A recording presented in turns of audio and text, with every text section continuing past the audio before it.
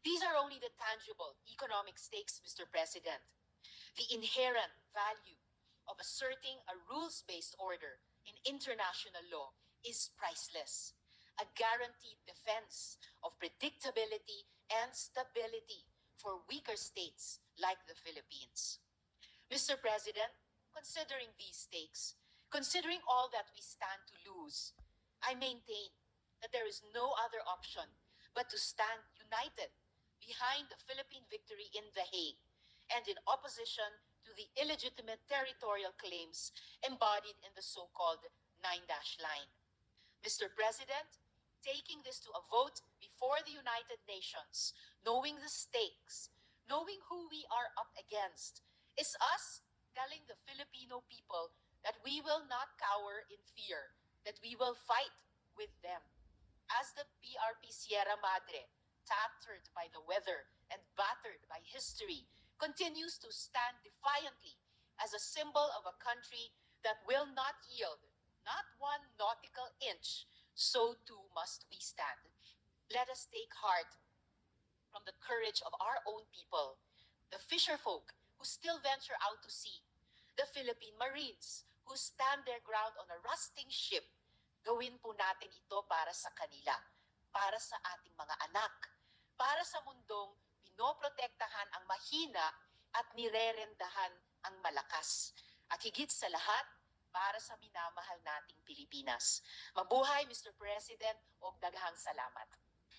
In that light, Mr. President, I'd like to put on the record that I agree 100% on the outrage of any claim, and more so, any aggression, no, or any move against our sovereignty, our territory, or sovereign rights. I also join the good senators and sponsors in commending our frontliners. Yan po man ay Coast Guard, yan po man ay Bureau of Fisheries, yan po man ay private fishermen na naghahanap lang ng hanap buhay. Having said that, to the statement that we have no other choice, I feel that there is a need for a discussion because the Duterte and the Aquino administration did show that there are many choices and different approaches. So with the permission of the body and of course of the good senator, if I will be allowed to interpolate, I'd like to bring up the questions of who, what, and how. So the first question I'd like to ask is that, who are the parties to the dispute in the West Philippine Sea? If I may ask that to the good sponsor. Yes, Mr. President and good gentlemen from Taguig and Pateros. There are many parties, many claimant nations in the whole of the South China Sea, including China and the Philippines and various others. But those who are particularly standing across each other in the West Philippine Sea, actually, Mr. President, dapat iisa lamang. Dapat tayo lamang ang Pilipinas. But China had continuously taken aggressive and disrespectful actions towards us over many years, so that finally, in 2012, the Philippine government took the action of bringing a case against her, against China, before the Permanent Court of Arbitration in The Hague. Yes, China. Problema natin siguro dyan, Senator Cayetano, is magandang makipag-usap kung yung kausap mo ay matino. Sa totoo lang. Ang problema, kausap ni President Marcos, first state visit niya ay China. Nakausap niya po si President Xi, and during that meeting, they were very cordial, very friendly, at nagsabi po nila, they will continue to engage on freedom of navigation or movement within the West Philippine Sea. Wala pang ilang linggo na dumaan, ayun na po yung pag-take over na po ng green lighting or mga harassment ng ating mga white ships po ito, Coast Guard and our fisher folk. As a matter of fact, since then, the President has called the ambassador several times to Malacanang. If you ask me, I would have been more harsh, actually. So, mahirap ang kumausap sa isang bansa na hindi mo naman matino. You started with your speech by saying that it was a phrase from the Bible. Fortunately, our friends in China do not believe in God, and nor do we believe in the Bible. Because I remember talking to one and I said, "Are you Buddhist?" Sabi niya, "No, I'm communist." So wala silang pinapaniwala na Diyos. So tayo, naniniwala po tayo sa Diyos, takot po tayo kay Allah and to God. mahirap kausapin yung isang bansa na hindi po takot sa kay Allah o kay God kasi wala po Well, Mr. President, Mr. pinapaniwala. President, I will just end by saying, I'll just end this statement by saying is, if there were goodwill measures being done by that particular country to our discussions and negotiations, di wala po sana tayong problema. Unfortunately, even in our embassy here, nangyari na sa akin yan. Ako hindi naman nabudol, pero I was thrown under the bus. When he told me something about Pogo and I shared it to everybody, ang sabi niya, kasinungalingan, ay pala, totoo pa lang sinabi niya, and I can prove it with the witnesses that were with me there. We have a mutual respect for one another. Mr. President, that is So, my point President, precisely. My point is, it's very hard to talk to My another point party. precisely, Mr. President. Mr. President. Malaysia and Vietnam. Let me address the Senate President because he addressed my comments. Well, I'm trying So- to address the good gentleman's many points that are accumulated. Well, sorry, President. Senator Hontiveros, I was just also addressing your points. Actually, hindi pa tapos ipakita yung pictures ng Malaysia. No? But yung point ni Senate President, Sir Senate President, as I said, I share with you the outrage. I share with you the frustration, ba't nangyayari to, ba't kinausap ng Presidente. But I also see the historical past. Ng panahon ni President Duterte, layer after layer ng communication hanggang maayos to prevent. I don't know if this chamber was informed. There was even a time for almost 2 months, may get 1 month. Hindi nagsasagutan ng telepono ang ating Coast Guard at China. Pero during the Duterte administration, pinagbawal ng both sides na hindi sagutin ng both sides yung telepono ng Coast Guard. Kasi sabi nila, di ba na mag-away yung gray ship, yung hindi pwede na yung Coast Guard na kung saan may emergency, hindi nag-uusap.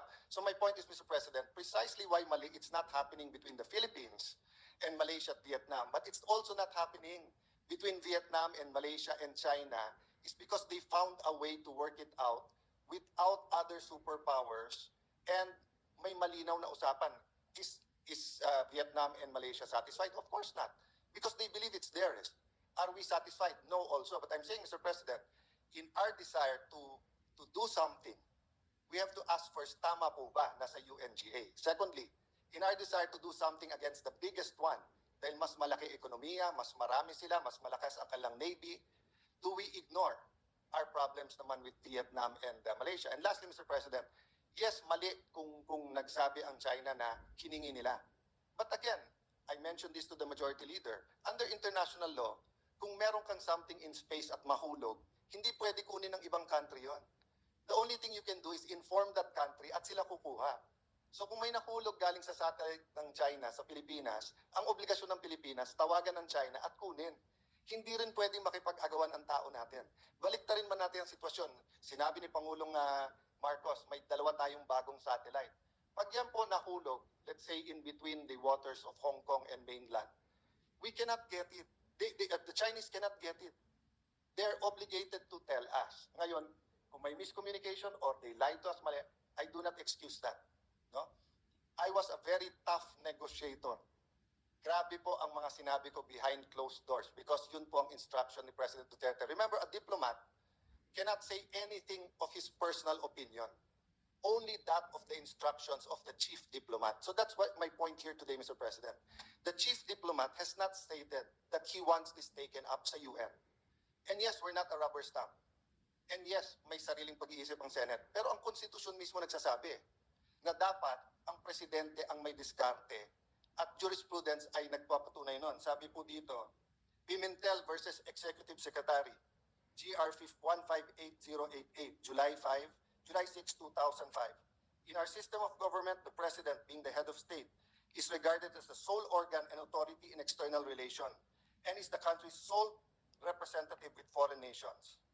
This would put the Senate and executive in an awkward position and could cause embarrassment in the Senate if the president orders the DFA not to file the resolution. On the other hand, if it is going to file the resolution, why not hear this in committee, get the input of the national task force, get the input of 24 senators, and strengthen it? There's another question of, is it the General Assembly or is it the Security Council? Because in cases where peace is at stake, the Security Council has the authority. Or is it a case of implementation? So should we go back to the permanent court of arbitration? So that's my point, Mr. President. Even I'm not saying malito, but But I'm not also saying tama. Bakit? Hindi ko po naririnig kung anong instructions ng Presidente sa DFA. Hindi ko pa po naririnig ang ambassador natin sa US. Ano yung sinasabi niyang bagong guarantee ni President Biden? Yan po ba ay guarantee sa freedom of navigation lang or pwede na tayo mag-dig for oil? Pwede na tayo mag-drill? So this is such a complex, but I would agree with you, Mr. President. I see your passion. I talk to you in the back in your office and you are just, full of frustration na ang linaw naman na sa atin to.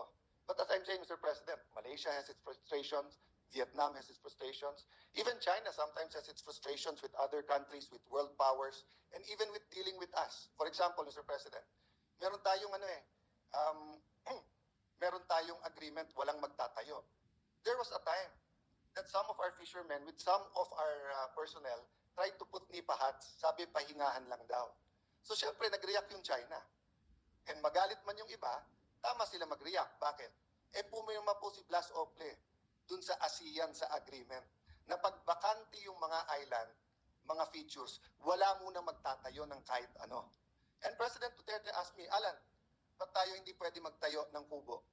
Para lang naman shelter ng fishermen yon. Sir President, I will give you 2 reasons bakit hindi pwede.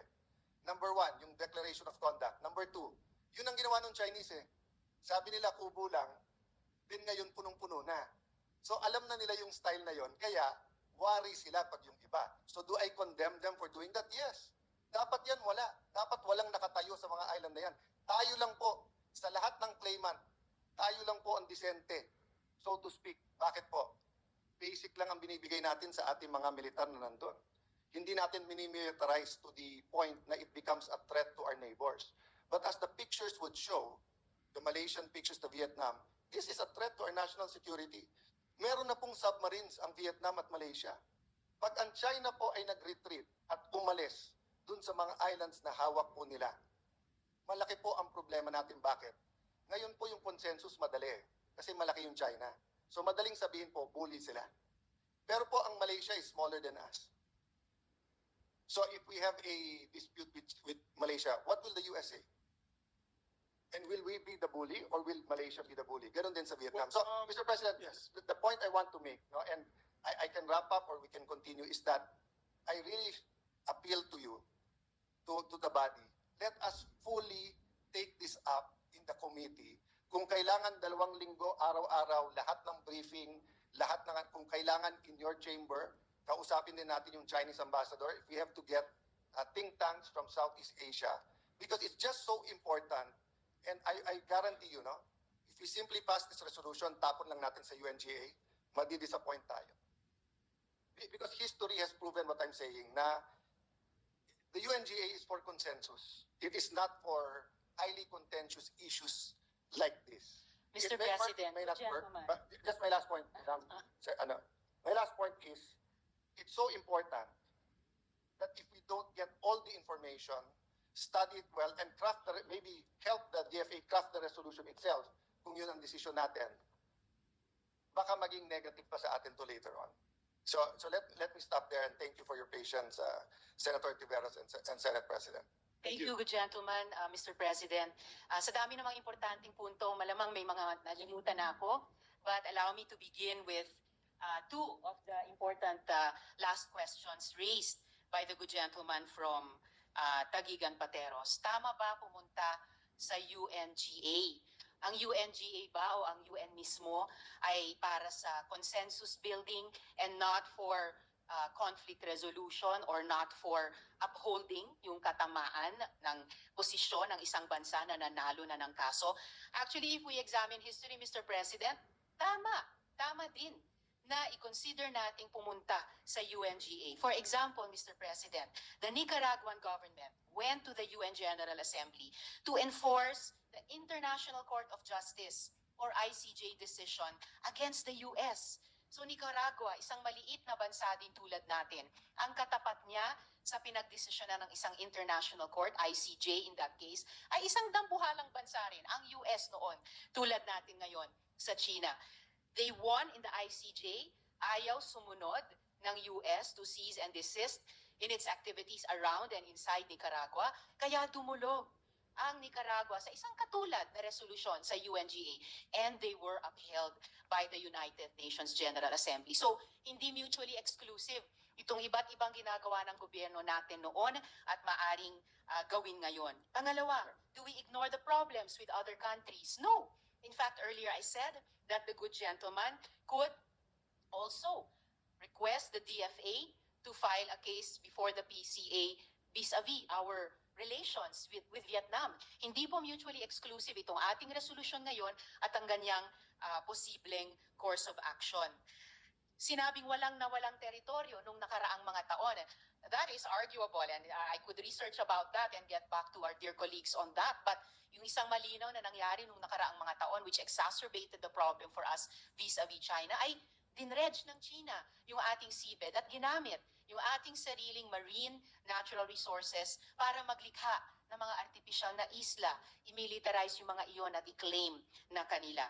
Hindi policy ng US na i-enforce. Actually, hindi naman policy ni namang ibang mga bansa to enforce a favorable ruling that a country like us has been awarded in a forum like the PCA. It is up to us to continue taking the executive and legislative actions to stake our claim on the ground or in the water. And certainly, yung pagdulog natin sa UN General Assembly, as the Senate may approve it, expressing the sense of the Senate, and as the DFA would be the one to finalize the final language para makalikha ng mas malawak na consensus with other nations in the UNGA, Mr. President, I think is a very reasonable course of action based on principle at based sa nakaraang mga karanasan ng ibang mga bansa din, Mr. President. Mr. President, yung pong Nicaragua po, sa ICJ po dinala yun, hindi po sa GA. Katapos po ng ICJ, sa GA po dinala. Let me finish, Mr. President. Just I'm correcting the facts. Yes, and I'm also correcting also your facts. So, the general compulsory jurisdiction of ICJ, nag-withdraw ang US after that. And in fact, ang US, naghintay ng mas friendly na administration sa Nicaragua bago sila nagbayad. At walang nagawa ang GA to enforce, to make sure that US paid. In fact, some writers and some thinkers said, nag-weaken pa nga yung UN noon. Bakit? Kasi pag nagbotohan, so for example, we bring our resolution to the UN. The UN is strongest pag consensus. Ano po ang definition ng consensus sa UN? Ang definition po, walang nag-object ni isa. So sa UN po, pag nagbotohan at wala pong hindi po magbobotohan, sasabihin lang it is the consensus of the UN, etc. That's the most powerful sa UN. Pag may isa, magbobotohan. So, if countries close to China vote against us, they will not implement this. It will make our PCA arbitration ruling even weaker. No, Mr. Kasi President. supposedly, that's the opinion of the good senator. And again, I bring you back to the administration of Duterte and Aquino. Because we'll go back to multilateral and bilateral. No? India and Pakistan have a dispute. One of them wants bilateral, the other one wants multilateral. Senator Aquino here and his father are very frequent sa IPU. Have you ever seen an American congressman or a congresswoman or senator there? No. Why? They do not attend these multilateral legislative bodies because they do not want to be bound by them. What I'm saying, Mr. President, is that we cannot say, don't worry, nandyan ang US, they will take care of us. Our relationship with US, Mr. President. well, many of the colleagues and allies of Senator Hontiveros in the media, whether it was the former Secretary, Justice Carpio, you have given many of your opinion during the Duterte administration. It was all leading to that, no? And even in the CA, no? Even the assurances of our ambassador to US. Ang eto point ko, the US is a good friend. They're an indispensable ally. People to people sa ating security economy, we should get closer to them. But we should not be anti-US nor anti-China. We should be pro-Philippines. Because iba ang interest ng US sa interest ng Pilipinas, sa interest ng China. Freedom of navigation, pareho tayo sa US. Pero dito sa ating territory and sovereign rights, wala po so far guarantee ang US. Hindi po sinasabi ng US, sige, go ahead. Get the minerals, get the oil. Sagot ko kayo. Wala pong ganun. Kaya nga ang suggestion ni Justice Carpio, makipag-gitgitan tayo at pagka binomba yung ating isang barko, may war na.